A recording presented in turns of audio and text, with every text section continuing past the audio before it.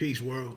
Man, I feel like I haven't been on here for several days, but had to come in, heard a very interesting conversation, and it kind of echoed some thoughts that I either shared or just some things that I had, and this person that said it really confirmed my thinking and where I was with looking at some of this stuff. So normally I go into this more on my It's Always Personal podcast, which is out there on Google Podcasts, Apple Podcasts, Spotify, and Anchor. So you can check for previous episodes on all of those platforms where I talk about stuff besides sports. But Steve Stoute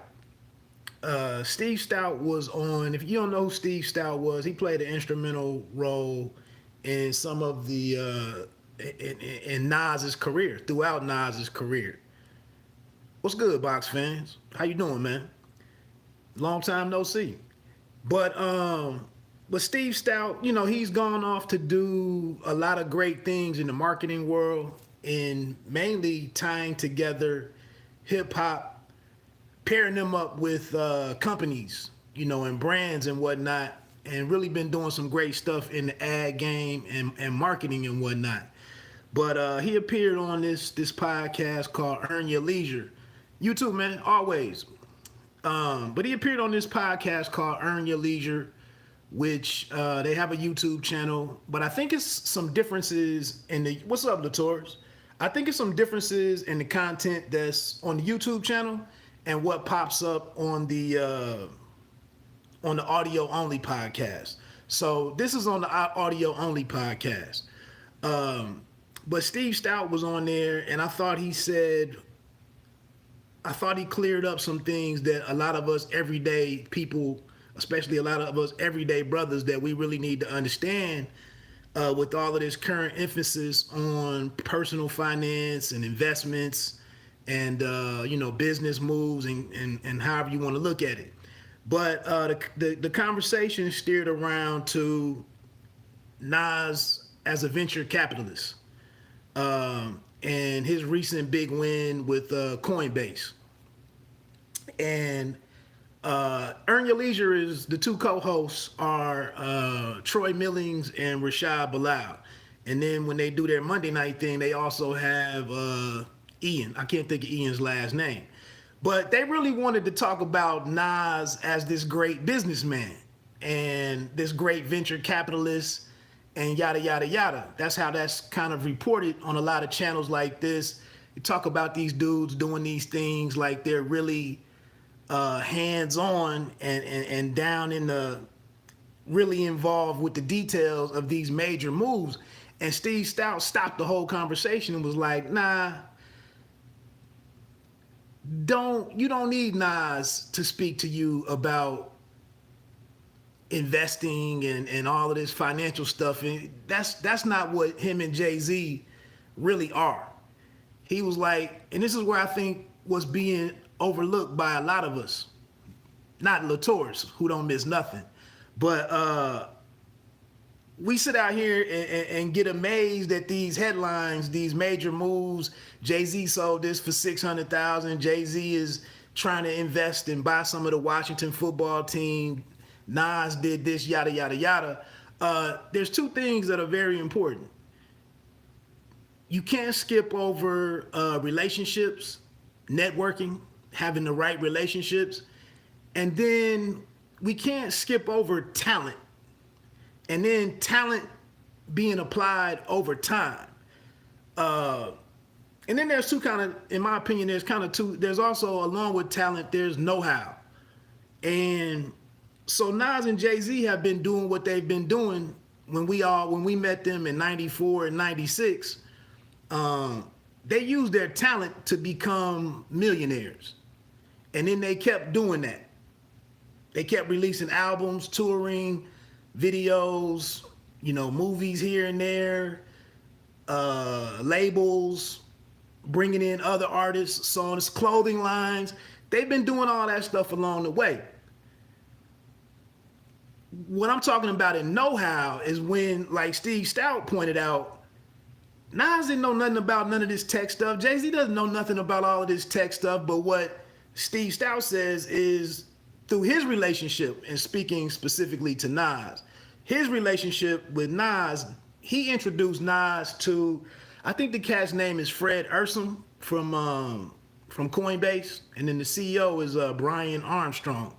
But Steve Stoute, in all of his travels and what he's doing with corporate America and brands and whatnot, he introduces Nas to the dudes who were putting Coinbase together. And then those dudes basically pitch Nas Coinbase, what it is, what it does, how it's going to be embraced by the public, why you should invest in this. And then Nas just makes a decision, if he can understand it and see how, how it's going to apply in people's daily lives, then he just makes the simple decision to get these dudes a check and then see what happens. It's really that simple. But it's not. So what I was saying with Know How, like the thing that disappointed me in the Jay-Z situation with Tidal, it not disappointed me, but what I was focusing on in that whole thing was like people praise Jay-Z as being this great businessman and he's a leader in the world of tech and he's doing this and that. But Jay didn't sit the team at Tidal down and figure out how to become real competition to Apple and to Spotify and with the others that are in with all of the streaming giants. He didn't really sit there and oversee anything. He was just sitting in a chair waiting to get his money out of it and waiting to the moment when it was right to move on from it. While we sitting out here, not me, but people were sitting out here paying subscriptions and trying to be loyal to the Jay-Z brand.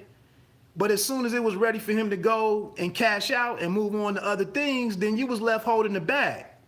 So you see what my time is. But back to Nas though, what he's done, what both of them have done is phenomenal in my opinion. But I'm just saying for us everyday people, we can't skip the important parts and understand that we can't do this same stuff because we're not really we're not out here active in our gifts. Exactly. He told you he was a hustler. And you see, as Jay-Z has went along the way, every time Jay-Z popped up, it was one less dude standing behind him. One less dude in the crew was gone. Biggs, Dame, Beans, Memphis. Well, Memphis Bleak is still in there with his liquor and whatnot.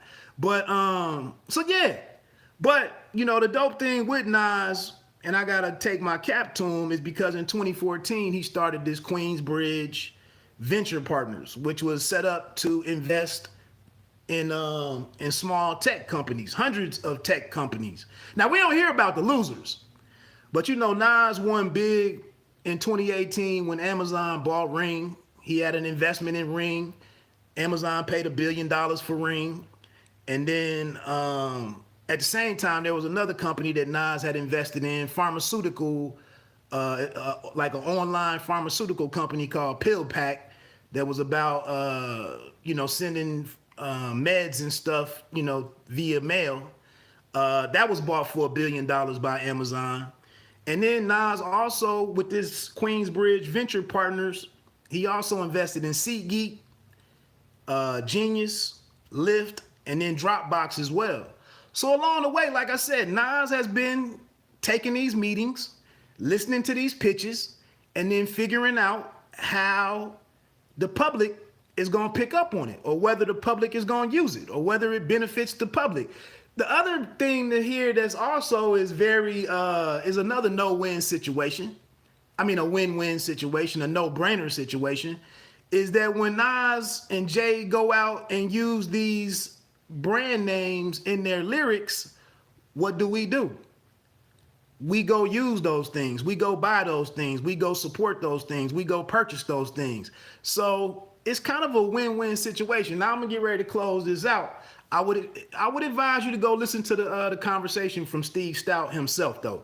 It was a very good interview, very good discussion.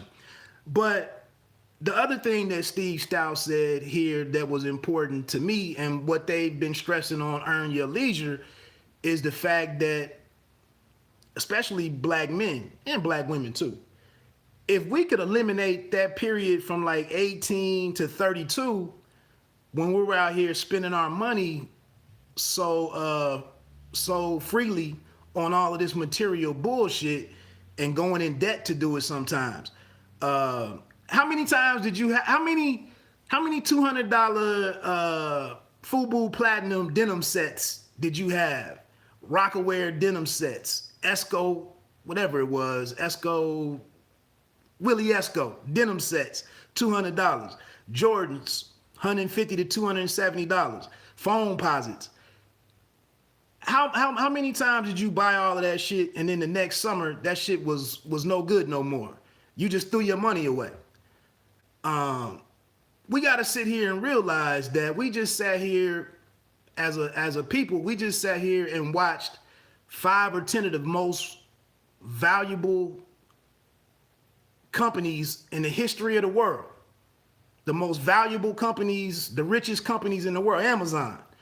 The majority of us didn't invest in none of that shit. We sat right here while people, made millions and millions, or hundreds of millions of dollars off of that stuff.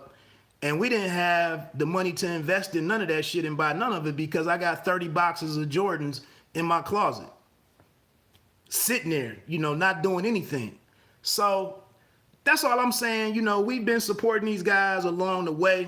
And back to Steve Stoute's point, he was like, nah, Nas and Jay-Z, don't bring them in here to explain this, talk about their money and what they did and yada, yada. That's not their thing.